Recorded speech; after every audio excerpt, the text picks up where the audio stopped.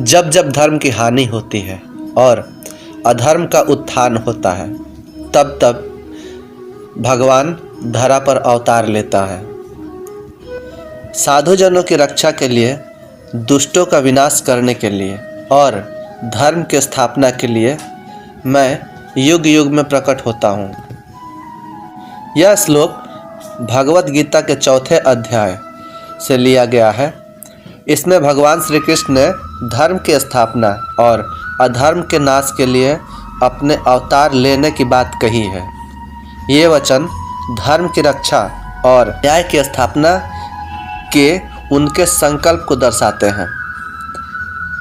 भगवान श्री कृष्ण का यह कथन समय समय पर धर्म की पुनर्स्थापना और अधर्म के विनाश के लिए उनके अवतार लेने का आश्वासन है। इसे समझने के लिए हम कई धार्मिक, ऐतिहासिक और सांस्कृतिक संदर्भों का विश्लेषण कर सकते हैं। त्रेता युग में श्री राम का अवतार। त्रेता युग में जब रावण जैसे अधर्मी राजा का अत्याचार चरम पर था, तब भगवान विष्णु ने श्री राम के रूप में अवतार लिया।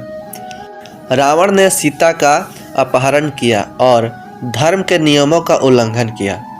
श्री राम ने न केवल रावण का वध किया, बल्कि धर्म और सत्य की स्थापना की। यह घटना धर्म और अधर्म के बीच के संघर्ष का एक प्रमुख उदाहरण है, जिसमें भगवान ने धर्म के रक्षा के लिए अवतार लिया। द्वापर युग में भगवान श्री कृष्ण का अवतार। द्वापर युग में जब कंस और कौरव जैसे अधर्मी शासन अत्याचार कर रहे थे, तब भगवान श्री कृष्ण ने अवतार लिया।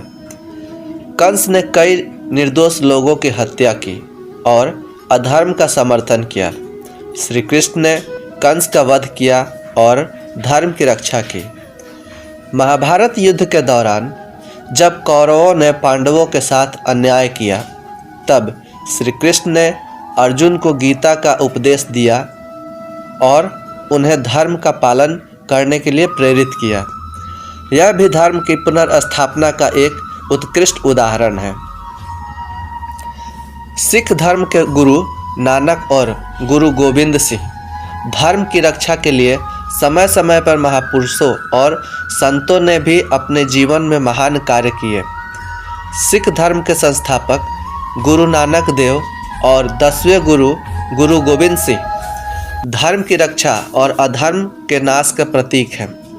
गुरु गोविंद सिंह ने मुगलों के अत्याचार के खिलाफ खालसा पंथ की स्थापना की और धर्म की रक्षा के लिए युद्ध किया। महात्मा गांधी और सत्याग्रह। हालांकि महात्मा गांधी को भगवान का अवतार नहीं माना जाता, लेकिन उन्होंने धर्म की रक्षा और अधर्म के नाश के लिए अहिंसा और सत्याग्रह के मार्ग पर चलकर भारत की स्वतंत्रता में महत्वपूर्ण भूमिका निभाई। उन्होंने अंग्रेजों के अत्याचार और अन्याय के खिलाफ आवाज़ उठाई और अहिंसा संघर्ष के माध्यम से स्वतंत्रता प्राप्त की। धर्म की पुनर्स्थापना का महत्व। भगवत गीता के इन श्लोकों में धर्म की पुनर्स्थापना का महत्व बताया गया है। धर्म का अर्थ केवल धार्मिक अनुष्ठानों और नियमों का पालन करना नहीं है, बल्कि यह नैतिकता, सत्य, न्याय और सदाचार का पालन करना है। जब समाज में इन मूल्यों का पतन होता है और अधर्म का बोलबाला होता है, तब समाज में असंतुलन पैदा होता है। इस असंतुलन को दूर करने के लिए और धर्म की पुनर्स्थापना के लिए भगवान अवतार लेते हैं या महापुरुष उत्पन्न होते हैं। आधुनिक संदर्भ में आज के समय में भी यह श्लोक प्रासंगिक है। आधुनिक समाज में भ्रष्टाचार, अन्याय, अत्याचार और नैतिक मूल्यों का पतन देखा जा सकता है। ऐसे समय में समाज को महापुरुष, नेताओं और जागरूक नागरिकों की आवश्यकता होती है, जो धर्म के मार्ग पर चलकर समाज को सही दिशा में ले जा सके।